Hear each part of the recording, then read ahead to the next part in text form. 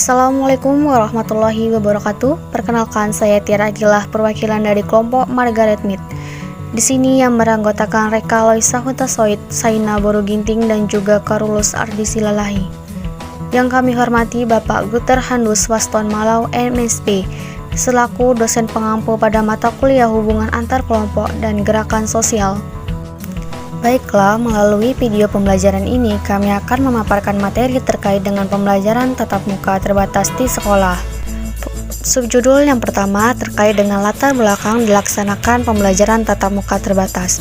Memasuki tahun 2020, banyak yang dikejutkan oleh kabar munculnya virus yang menghantam seluruh dunia, termasuk Indonesia, yaitu virus COVID-19. Semua aspek pun berpengaruh seperti ekonomi, sosial, dan terutama dalam hal pendidikan. Hingga telah setahun lebih lamanya sekolah-sekolah di negeri ini yang ditutup dan berhenti aktif dalam melakukan berbagai aktivitas belajar mengajar di sekolah.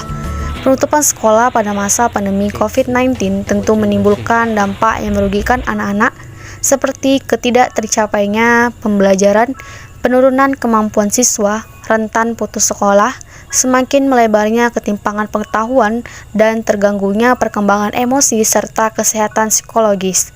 Dilaksanakannya pembelajaran tatap muka dikarenakan melihat situasi dan kondisi virus COVID-19 mengalami penurunan, sehingga keadaan semakin membaik meski virus ini belum benar-benar selesai, sehingga pembelajaran tatap muka terbatas menjadi kabar baik bagi banyak orang.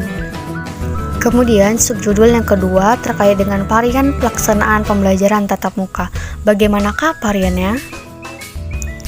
Di salah satu sekolah yang ada di kota Binjai, kepala sekolah menetapkan jadwal pelaksanaan yang berbeda dari sekolah lain, yaitu pada siswa kelas 1 dan 2, pembelajaran tatap muka itu dilaksanakan dari hari Senin sampai hari Sabtu. Setiap kelas dibagi menjadi 2 kelompok. Pada kelas 1 ada kelompok A dan B, dan juga pada kelas 2 dibagi menjadi kelompok A dan B. Selanjutnya di tiap kelas, yaitu kelas 1 dan 2, yang masuk dalam kelompok A itu jadwalnya ada pada pukul 8 dan sampai 10 pagi, sedangkan untuk kelompok B pembelajaran tatap muka itu dimulai dari pukul 10 hingga 12 siang. Sedangkan untuk kelas 3 sampai kelas 6, pembelajaran tatap muka dilaksanakan hanya 3 hari dalam 1 minggu dan dibagi menjadi 2 kelompok, yaitu kelompok A dan B. Kelompok A melaksanakan pembelajaran di sekolah pada hari Senin, Selasa, dan Rabu, sedangkan kelompok B masuk pada hari Kamis, Jumat, dan Sabtu. Dengan adanya aturan tersebut tentu menjadi hal yang efektif dalam mengurangi kerumunan di sekolah sehingga dapat menekan angka kasus COVID-19 di Binjai, Sumatera Utara. Subjudul yang ketiga terkait dengan apa problematika dalam pelaksanaan pembelajaran tatap muka terbatas di sekolah. Pada problematika ini ada orang tua yang pro dan kontra. Yang pertama, banyak orang tua yang senang dengan aturan diperbolehkannya aktivitas belajar mengajar di sekolah aktif kembali. Karena para orang tua tak lagi merasa berat untuk mengajari dan membimbing anak-anaknya belajar di rumah. Orang tua pun rela melepas anaknya untuk hadir ke sekolah di situasi pandemi yang belum selesai agar si anak tersebut lebih efektif dalam menerima materi pembelajaran yang diberikan oleh gurunya. Selain itu, siswa jarang berinteraksi dan pasif dalam pembelajaran daring hingga kurang adanya feedback dalam kegiatan belajar. Namun di sisi lain, masih banyak orang tua yang tidak rela untuk membiarkan anak-anaknya hadir di sekolah. Hal itu disebabkan karena para orang tua tidak dapat mengawasi apakah anak-anak mereka menaati protokol kesehatan atau tidak, sehingga menimbulkan kecemasan terhadap orang tua. Subjudul yang terakhir terkait dengan keadaan setelah berlangsungnya pelaksanaan PTM terbatas. Bagaimanakah keadaan sejauh ini setelah dilaksanakannya pelaksanaan PTM terbatas di sekolah? Perlu kita ketahui bahwa Menteri Pendidikan dan Kebudayaan atau Mendikbud Nadiem Makarim juga menegaskan sejumlah larangan selama penerapan pembelajaran tatap muka terbatas di sekolah, yaitu tidak ada kegiatan olahraga atau ekstrakurikuler, serta kantin tidak boleh dibuka.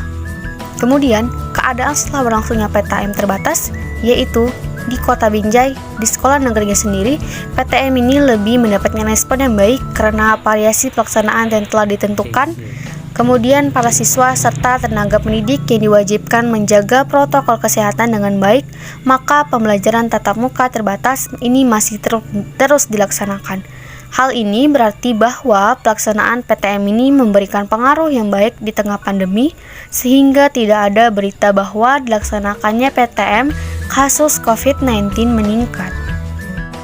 Selain hal tersebut, respon orang tua terhadap pembelajaran tatap muka terbatas, yaitu perasaan orang tua yang menyetujui dan mendukung pembelajaran tatap muka terbatas ini tentu senang dan bahagia karena anaknya bisa aktif kembali ke sekolah meski hanya beberapa jam saja.